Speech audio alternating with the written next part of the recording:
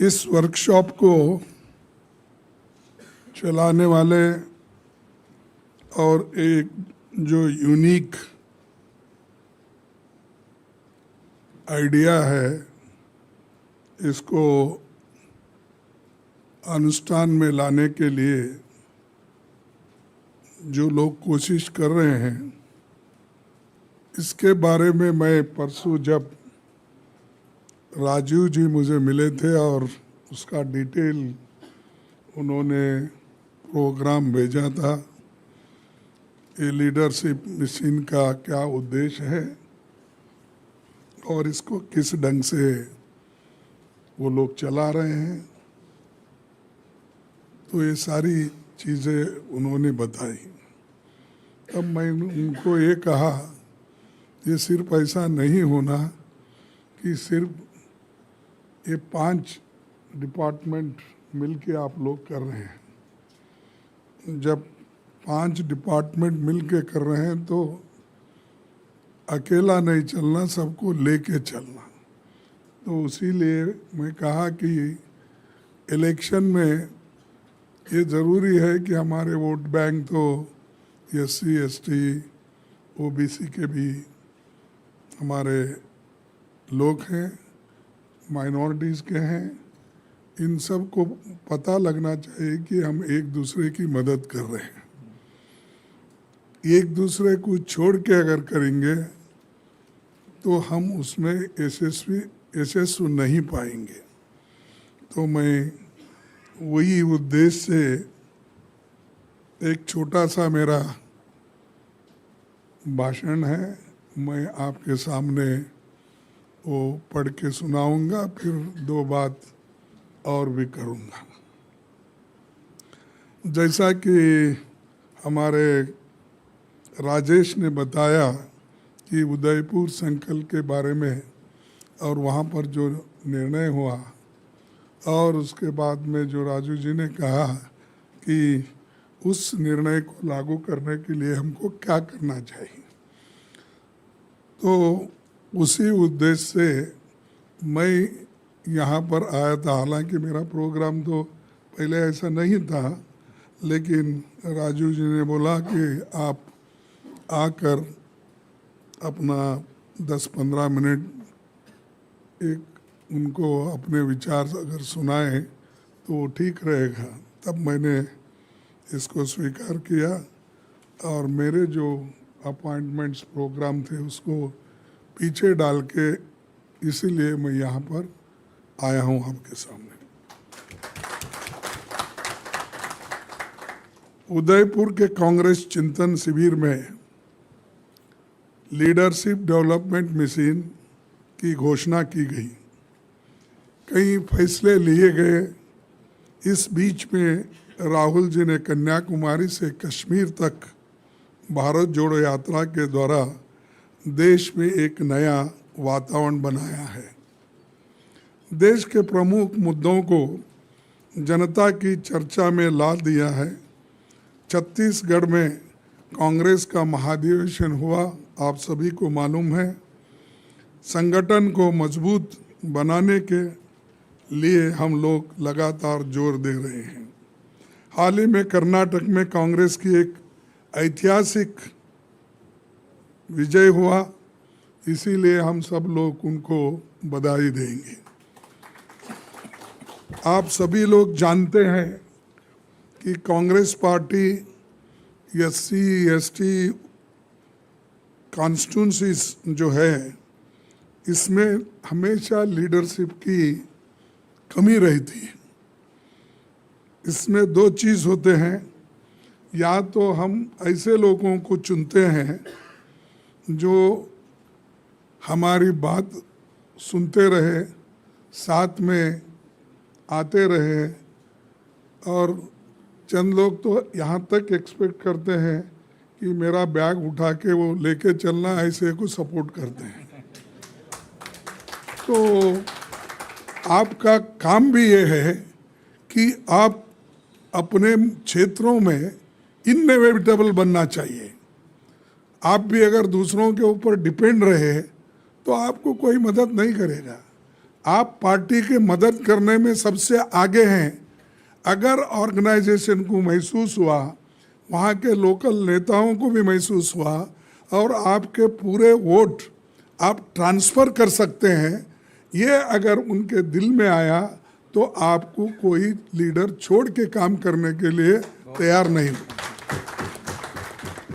अगर आप हमेशा घूमते, साहब मेरे को एक टिकट दो, साहब मेरे को एक टिकट दो, अरे कहाँ से देते कौन?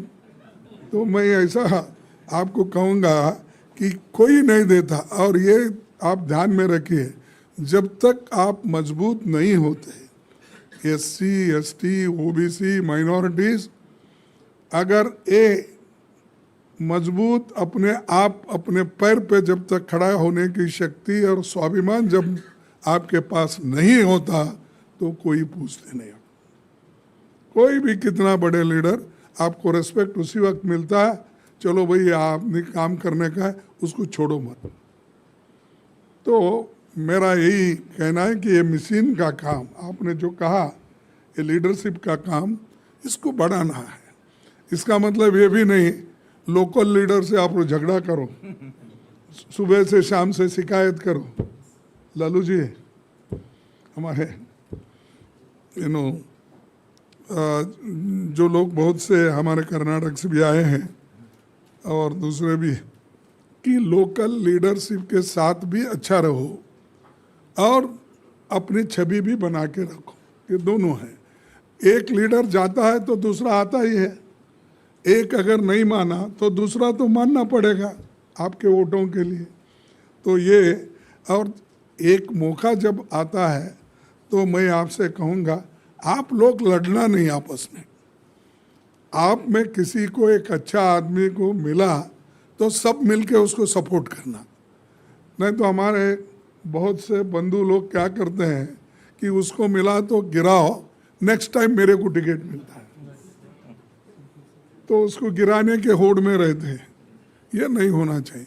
अगर ये हुआ तो कभी हम कुछ भी हासिल नहीं कर सकते, फिर वो डिपेंडेंट बन के ही रहेंगे। तो ये मैं आपको इसलिए कह रहा हूँ कि बहुत से बार ऐसा होता है। हम कर्नाटक में रिसेंटली एक्सपीरियंस किए, बहुत से लोग मेरे इलेक्शन में मेरे को खिलाफ किए थे, बीजेपी से मिलकर वो हराने की कोशिश उन्होंने की, क्योंकि वहाँ पर पूरे prime minister, home minister, defence minister पूरे मेरे कॉन्स्टिट्यूंसी में भी आए थे। इस बार भी फिर बहुत उन्होंने कोशिश की, लेकिन वो जो लोग मुझे हराए, मैं उनको सारे को टिकट दिया। इसीलिए दिया, अगर 10 वोट भी चले जाएंगे, हम 10 वोट से हार सकते हैं। तो हमने उनको बोला, देखो भाई तुम तो मुझे हराए हैं और मैं दूसरी बार हारना नहीं चाहता।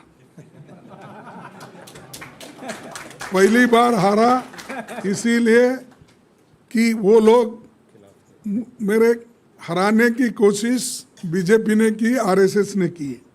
मैं हारा, तुम हरा नहीं सकते थे, लेकिन आप उनको सपोर्ट किए किसी वजह से, या कुछ कुछ होता है किसी के लिए, पद के लिए हो या केसेस रहते कुछ ना कुछ।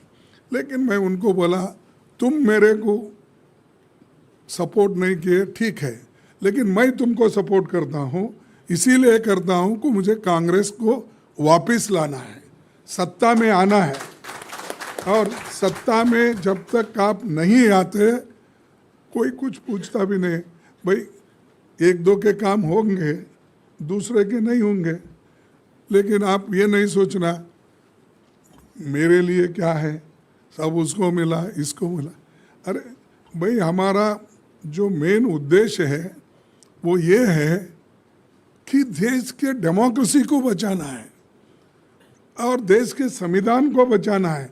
अगर ये बच गया है तो आगे हम खेल खेल सकते हैं, जिंदा रह सकते हैं। अब ऑक्सीजन ही नहीं है तो मर जाते हैं।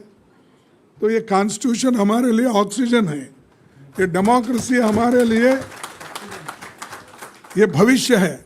हमारे को दूसरा कोई किताब, भगवान भी बहुत ये करते हैं, लेकिन हमारे को ऊपर से आशीर्वाद ही नहीं मिलता बहुत दफ़ा। फिर भी हम बोलते हैं कि मेरे को एक बात याद आई कि एक मस्जिद के पास 2 लोग हमेशा ठहरते थे, और जब शुक्रवार होता था दोनों मिलके जाते थे, एक फकीर और एक साधु। नमस्कार, मैं हूं मानक गुप्ता। अगर आपको हमारा ये वीडियो पसंद आया हो तो इसे लाइक और शेयर जरूर करें, और हां, हमें सब्सक्राइब और फॉलो करना ना भूलें ताकि आप देश और दुनिया की कोई खबर मिस ना करें। तो जुड़े रहिए हमारे साथ और देखते रहिए न्यूज़ 24।